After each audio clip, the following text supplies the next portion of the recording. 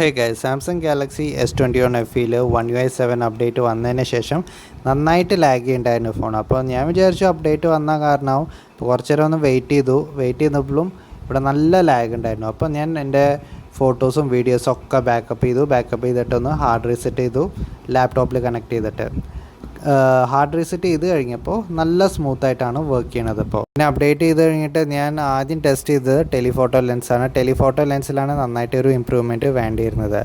ഇവിടെ ഒരു ഇമ്പ്രൂവ്മെൻറ്റും വരുത്തിയിട്ടില്ല One UI 7. ഒരു പ്രതീക്ഷ ഉണ്ടായിരുന്നു One UI 7 അപ്ഡേറ്റ് വന്നാൽ ടെലിഫോട്ടോ ലെൻസ് ഒന്ന് ഇമ്പ്രൂവ് ആവുമെന്ന്. പക്ഷേ ടെലിഫോട്ടോ ലെൻസിൽ ഒരു ഇമ്പ്രൂവ്മെൻറ്റും ഇല്ല. പിന്നെ ഇതിൻ്റെ selfie camera, wide angle camera and ultra wide ക്യാമറയിൽ എങ്ങനെയാണ് ക്വാളിറ്റി ഇതുവരെ ഞാൻ ചെക്ക് ചെയ്തിട്ടില്ല. അതിന് വേണ്ടിയിട്ടൊക്കെ ഞാൻ ഒരു ഡീറ്റെയിൽ ആയിട്ട് ഒരു വീഡിയോ ഉണ്ടാക്കുന്നുണ്ടാവും ഒരു 7 ദിവസം കഴിഞ്ഞിട്ട്. ബിക്കോസ് ബാറ്ററി ലൈഫും ഹീറ്റിംഗ് ഇഷ്യൂ ഒക്കെ എങ്ങനെ ഉണ്ടെന്ന് ചെക്ക് ചെയ്തിട്ട് എനിക്ക് അപ്ലൈ പറയാൻ പറ്റുള്ളൂ. ഇപ്പോൾ എത്ര വലിയ അപ്ഡേറ്റ് അല്ലേ, അപ്പോൾ ബാറ്ററിയും ഒക്കെ ഒന്ന് കാലിബ്രേറ്റ് ആയി വരണം, എന്നാലാണ് നമുക്ക് നല്ലൊരു ബാറ്ററി ലൈഫ് കിട്ടുക. അപ്പോൾ അതുകൊണ്ട് ഞാൻ ഒരു 7 ദിവസം എടുക്കുന്നുണ്ട്. 7 ദിവസം കഴിഞ്ഞാൽ ഞാൻ നന്നായിട്ട് ഡീറ്റെയിൽ ആയിട്ട് പറഞ്ഞുതരാം ഇതിൻ്റെ ക്യാമറ ക്വാളിറ്റി എങ്ങനെയുണ്ട്, പെർഫോമൻസ് എങ്ങനെയുണ്ട്, ബാറ്ററി ലൈഫ് എങ്ങനെയുണ്ട്, ഹീറ്റിംഗ് ഇഷ്യൂ എങ്ങനെയുണ്ട്. ഹീറ്റിംഗ് ഇഷ്യൂ എന്തായാലും ഉണ്ടാവും ഇവിടുത്തെ പ്രോസസ്സർ കാരണം. നന്നായിട്ട് പവർ ഹംഗ്രി ആയ പ്രോസസ്സറാണ്. സ്നാപ്ഡ്രാഗൺ ആയിക്കോട്ടെ, എക്സിനോസ് ആയിക്കോട്ടെ, നന്നായിട്ട് പവർ ഹംഗ്രി ആയ പ്രോസസ്സേഴ്സാണ്. അപ്പോൾ എന്തായാലും ഹീറ്റിംഗ് ഇഷ്യൂവിൽ ഒരു കുറവുണ്ടാവില്ല. ബാറ്ററി ലൈഫിന് വേണ്ടി ഇനിഷ്യലായിട്ട് പറയാന്ന് വെച്ചാൽ ഇന്നലെ തൊട്ട് ഞാൻ നന്നായിട്ട് യൂസ് ചെയ്യുന്നുണ്ട് സാംസങ് ഗാലക്സി S21 FE. പെട്ടെന്ന് ബാറ്ററി ഇറങ്ങുന്നുണ്ട്. ഞാൻ ഇവിടെ മൊബൈൽ ഡാറ്റ ഒന്നുമല്ല യൂസ് ചെയ്തിരിക്കുന്നത്, വെറും വൈഫൈയിലാണ് യൂസ് ചെയ്യണത്.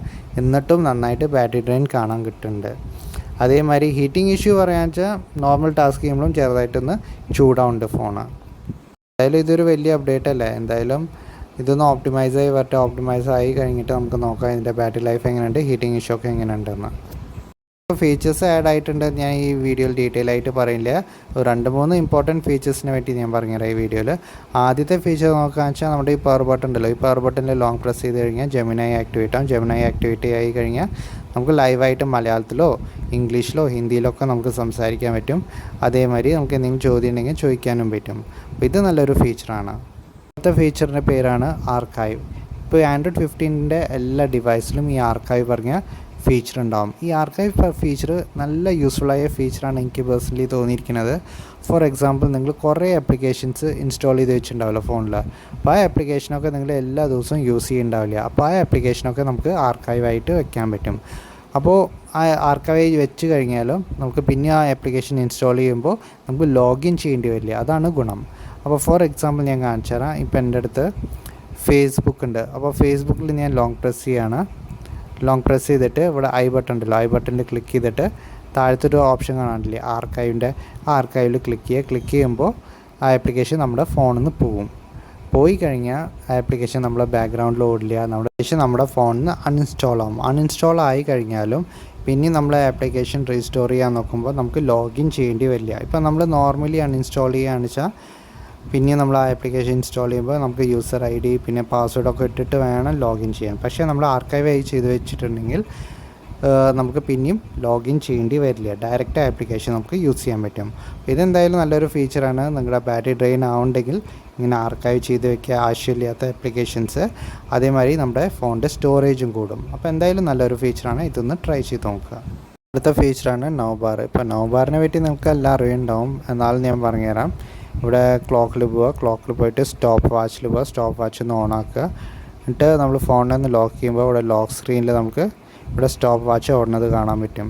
അതേമാതിരി നമ്മൾ യൂട്യൂബ് മ്യൂസിക് അല്ലെങ്കിൽ സ്പോട്ടിഫൈയിലും പ്ലേ ചെയ്യാൻ വെച്ചാൽ ബാക്ക്ഗ്രൗണ്ടിൽ ഇവിടെ നൗബാറിൽ അപ്പിയർ ആവും. പിന്നെ അവിടെ നിന്ന് നമുക്ക് കൺട്രോൾ ചെയ്യാൻ പറ്റും മ്യൂസിക്. അതേമാതിരി നമ്മൾ ഫോൺ അൺലോക്ക് ചെയ്യുമ്പോൾ നമുക്ക് ലെഫ്റ്റ് സൈഡിൽ ടോപ്പിൽ നമുക്ക് നൗബാർ കാണാൻ പറ്റും. അവിടുന്ന് നമുക്ക് കൺട്രോൾ ചെയ്യാൻ പറ്റും. ഇത് ബേസിക്കലി ഒരു ഐഫോണിൻ്റെ ഫീച്ചറാണ്. ഇപ്പോൾ സാംസങ്ങിൽ കുറച്ചും കൂടി നന്നായിട്ട് ഇംപ്ലിമെൻറ്റ് ചെയ്തിട്ടുണ്ടെന്ന് മാത്രം. അപ്പോൾ ഇത് നിങ്ങൾക്ക് യൂസ്ഫുൾ ആണെങ്കിൽ നമുക്ക് യൂസ് ചെയ്യാം. അടുത്ത ആൻറ്റിറ്റ്യൂഡ് സ്കോർ, ഗീക്ബെഞ്ച് സ്കോറും CPU ത്രോട്ടിലിംഗ് ടെസ്റ്റിനെ പറ്റി നോക്കാം. ഇപ്പോൾ ഇവിടെ ചെറിയൊരു തെറ്റ് പറ്റി. അപ്ഡേറ്റ് ചെയ്യേണ്ട മുമ്പേ ഞാൻ CPU ത്രോട്ടിലിംഗ് ടെസ്റ്റ് എടുത്ത് വെച്ചിരുന്നു. അത് എൻ്റെ കയ്യിൽ അറിയാതെ പോയി. പക്ഷേ അതിൻ്റെ സ്കോർ എനിക്ക് ഓർമ്മയുണ്ട്. CPU throttle to 73% of its max performance ആണ് കാണിച്ചിരുന്നത് One UI 6.1. ഇപ്പോൾ നമുക്ക് One UI 7 no throttling issues എന്നാണ് കാണിക്കുന്നത്. CPU ത്രോട്ട്ലിംഗ് ടെസ്റ്റ് ചെയ്ത് നോക്കിയപ്പോൾ.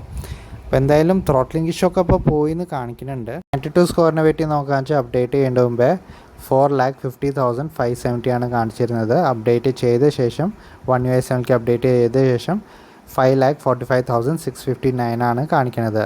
അപ്പോൾ പെർഫോമൻസിൽ ചെറുതായിട്ടൊരു ഇമ്പ്രൂവ്മെൻറ്റ് കാണാൻ കിട്ടുന്നുണ്ട് One UI 7. അപ്പോൾ എന്തായാലും എനിക്കിത് വലിയ വിശ്വാസമൊന്നുമില്ല. ഞാൻ എന്തായാലും ഒന്ന് ചെക്ക് ചെയ്ത് നോക്കട്ടെ, നന്നായിട്ടൊന്ന് യൂസൊക്കെ ചെയ്ത് നോക്കട്ടെ. വലിയ ലാഗോ സ്റ്റട്ടറൊക്കെ വല്ലതും കാണാൻ കിട്ടുന്നുണ്ടെങ്കിൽ ഞാൻ എൻ്റെ ലോങ് ടേം റിവ്യൂവിൽ പറയണതായിരിക്കും. അപ്പോൾ ഇതൊക്കെയായിരുന്നു One UI 7ൻ്റെ initial review about Samsung Galaxy S21 FE. അപ്പോൾ നിങ്ങൾക്ക് ഈ വീഡിയോ കണ്ടിട്ട് യൂസ്ഫുൾ തോന്നുകയാണെങ്കിൽ ഈ വീഡിയോ ഒന്ന് ലൈക്ക് ചെയ്യുക, ഷെയർ ചെയ്യുക, സബ്സ്ക്രൈബ് ചെയ്യുക. Thank you.